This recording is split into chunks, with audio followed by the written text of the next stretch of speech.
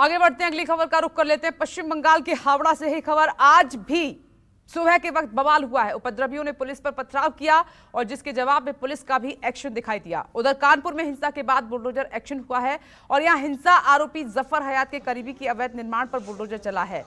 एक तरफ ये पश्चिम बंगाल के हावड़ा से तस्वीर आप देख रहे हैं, जहां पर सुबह सुबह हिंसा को अंजाम दिया गया। उपद्रवियों ने एक बार फिर से माहौल खराब करने की कोशिश की।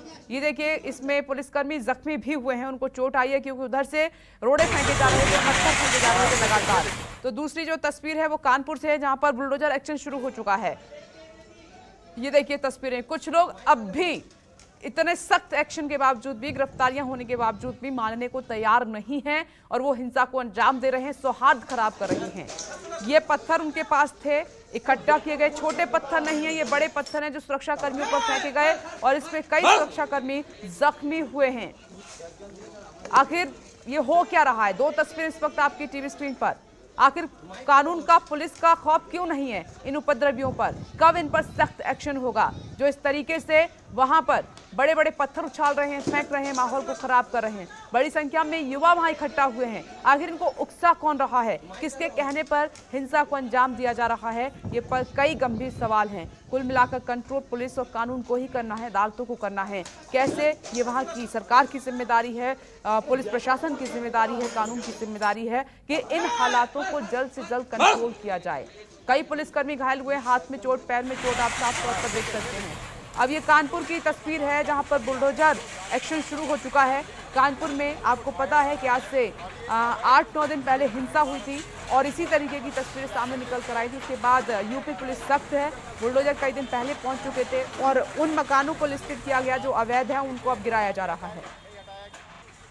प्रयास से और प्रशासन के प्रयास से स्थिति शांतिपूर्ण है। सर, प्रयागराज हिंसा में एक मुख्य अभियुक्त का नाम आ रहा है जो मास्टरमाइंड जिसको कहा जा रहा है, जावेद अहमद। सर, ये क्या अभी एंगल है? क्योंकि जावेद अहमद खुद को एक्टिविस्ट बताते हैं और उनका जो बैकग्राउंड है वो भी एक्टिविज्म में, उनके घर के लोग जेएनयू में भी, तो अभी उसमें क्या कुछ नया एंगल निकल गया? हाँ, स्थानीय प्रशासन द्वारा ये अवगत कराया गया है कि उसको डिटेन किया गया है और उसके विरुद्ध न्यायिक तरीके से कार्रवाई की जा रही है। सर, लोगों ने, आसपास के लोगों का कहना है कि जो हिंसा में लोग शामिल हुए थे यहाँ के नहीं थे, बाहर के, तो जैसा देखा गया कल हावड़ा में या कई और जगह पे हिंसा हुई, तो क्या CA-NRC की तरह इसमें भी कुछ लोग हैं जो बाहर से बुलाए गए हैं जो पूरा ये करवाने के पीछे मास्टर वो कर रहे हैं? PFI का एक एंगल हुआ था। इन चीज़ों का इस प्रकरण से कुछ लेना देना नहीं है और वर्तमान में विवेचना चल रही है। अगर कोई ऐसी बात आएगी तो हम आपके साथ शेयर करेंगे। एक आखिरी सवाल है, कानपुर में भी आज बुलडोजर चला, प्रयागराज में भी अब बुलडोजर की कार्रवाई की बात कही जा रही है। बुलडोजर के बारे में स्थानीय स्तर पे एक न्यायिक प्रक्रिया पूर्ण करने के बाद से और इस वक्त की बड़ी खबर का रुख कर लेते हैं आपकी टीवी स्क्रीन पर। ये देखिए, प्रयागराज हिंसा का मुख्य साजिशकर्ता गिरफ्तार। SSP का ये बयान कि मुख्य साजिशकर्ता को गिरफ्तार कर लिया गया है और जावेद ने भीड़ इकट्ठा की थी। जो मुख्य साजिशकर्ता है उसका नाम जावेद है। 70 नामजद और 5,000 अज्ञात हैं जिनके खिलाफ मामला दर्ज हुआ है। तो कानपुर हिंसा के आरोपी जफर के करीबी पर इधर कार्रवाई हो रही है, तो दूसरी तरफ जो प्रयागराज हिंसा का मुख्य साजिशकर्ता है जावेद, जिसने भीड़ इकट्ठा की थी, उसको पकड़ लिया गया है। 70 नामजद हैं और 5,000 अज्ञात लोग हैं जिन पर FIR हुई है। में SSP अजय कुमार है। सर, जिस तरह का जो घटना हुआ है, सर क्या कहेंगे? इस तरह की जो पहले से प्लानिंग थी, देख रहे हैं हम जहाँ जहाँ पे पोस्टर लगा है कि शुक्रवार के दिन बंद रखा जाएगा। पोस्टर्स तो अभी यहाँ नहीं दिखाई दे रहे हैं, लेकिन सोशल मीडिया के माध्यम से इन लोगों ने कुछ प्रोपेगेंडा किया था। 68 लोग हमारी हिरासत में हैं और उनसे गहन पूछताछ की जा रही है। इनका मेन साजिशकर्ता मोहम्मद जावेद उर्फ जावेद पंप सामने आया है और इसके मोबाइल से कुछ चैट्स डिलीटेड हैं, लेकिन जो चैट्स हैं उससे 10 जून के दिन बंद का आह्वान करता हुआ दिखाई दे रहा है और यहाँ अटाला में पहुँचने का आह्वान कर रहा है। तो कहीं न कहीं साजिश का हिस्सा हो सकता है। एक साजिशकर्ता इसको माना जा रहा है, बहुत सारे साजिशकर्ता इसमें हो सकते हैं। उनको सभी को बेनकाब किया जाएगा। फिलहाल 68 लोगों को हिरासत में लेकर पूछताछ की जा रही है। 29 गंभीर धाराओं में मुकदमा दर्ज हुआ है।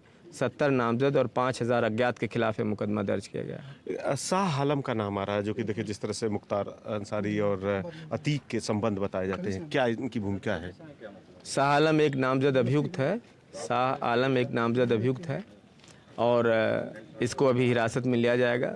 पूछताछ की जाएगी। इसका रोल निकलेगा तो इस पर सख्त कार्रवाई की जाएगी। सर एक जेएनयू की जो छात्रा है उसका भी नाम आ रहा है, क्या रोल है उनका भी इस तरह की, इसमें क्या भूमिका है? जावेद पंप ने पूछताछ में बताया कि उसकी एक बेटी जेएनयू में पढ़ती है, वो इन सब चीज़ों में, इसके प्रचार प्रसार में काफ़ी दिलचस्पी लेती है और कभी भी जब जावेद पंप पे कोई कार्रवाई करता है तो वो एक्टिव हो जाती है और तमाम तरह के बयानबाजी और सोशल मीडिया पे पोस्ट करना शुरू कर देती है ताकि बचाव हो सके।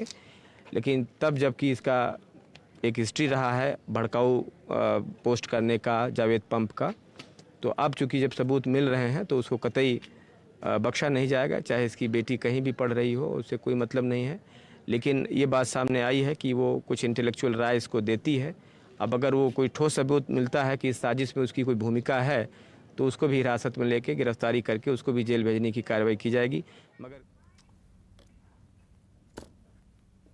तो पुलिस सख्त एक्शन के लिए तैयार है। उधर सहारनपुर में पुलिस ने हिंसा के 48 आरोपियों को गिरफ्तार कर लिया है और इन आरोपियों की तस्वीरें सामने भी आई हैं। ये सभी हवालात में हैं। ये देखिए तस्वीर, जो हिरासत में लिए गए हैं आरोपी, 48 आरोपी गिरफ्तार हुए हैं और ये हवालात के पीछे आपको नजर आ रहे हैं, जिसमें ज्यादातर आप युवा चेहरे देख रहे हैं जो पत्थरबाजी में शामिल थे, जिन्होंने माहौल को खराब करने की पूरी कोशिश की। अब पुलिस उन पर एक्शन लेगी और लगातार जांच इसमें जारी है।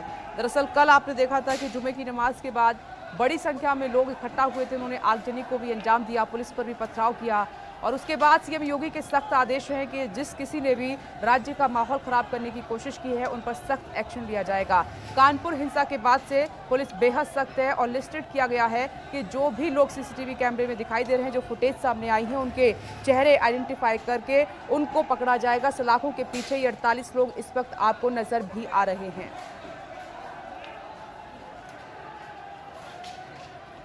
नमाज के बाद जो हालात बने थे, फिलहाल यहाँ पर हालात सामान्य दिख रहे हैं। हमारे साथ बात करने के लिए डॉक्टर प्रतिंदर सिंह जी हैं। सर, अभी क्या कंडीशन है यहाँ पर? देखिए, यहाँ स्थिति कल से ही बिल्कुल नॉर्मल है, लेकिन आधे घंटे के लिए कुछ उपद्रवियों ने यहाँ पे उपद्रव करने का प्रयास किया था, जिनको पुलिस के द्वारा खदेड़ा गया। उसके बाद उनके खिलाफ एफआईआर दर्ज की गई। बहुत सख्त धाराओं में उनके खिलाफ एफआईआर दर्ज है और एफआईआर दर्ज करने के बाद लगभग 40 से ऊपर लोग गिरफ्तार हुए हैं।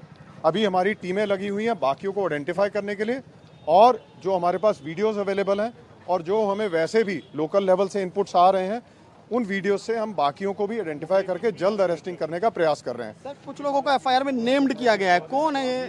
क्या एक साजिश रची गई? क्योंकि एक साथ कई शहरों में इस तरह से प्रोटेस्ट हुआ, फिर हिंसा हुई, क्या कहेंगे, संयोग या साजिश? देखिए, उस चीज़ को भी इन्वेस्टिगेट कर लिया जाएगा, लेकिन अभी जो हमारे लोकल लेवल पे लोग इन्वॉल्व थे उनको हम अरेस्ट कर रहे हैं और उन सबको, अगर कोई इसमें किसी की साजिश भी आएगी तो उनको भी गिरफ्तार किया जाएगा। नमस्कार, मैं हूं मानक गुप्ता। अगर आपको हमारा ये वीडियो पसंद आया हो तो इसे लाइक और शेयर जरूर करें और हाँ, हमें सब्सक्राइब और फॉलो करना ना भूलें ताकि आप देश और दुनिया की कोई खबर मिस ना करें।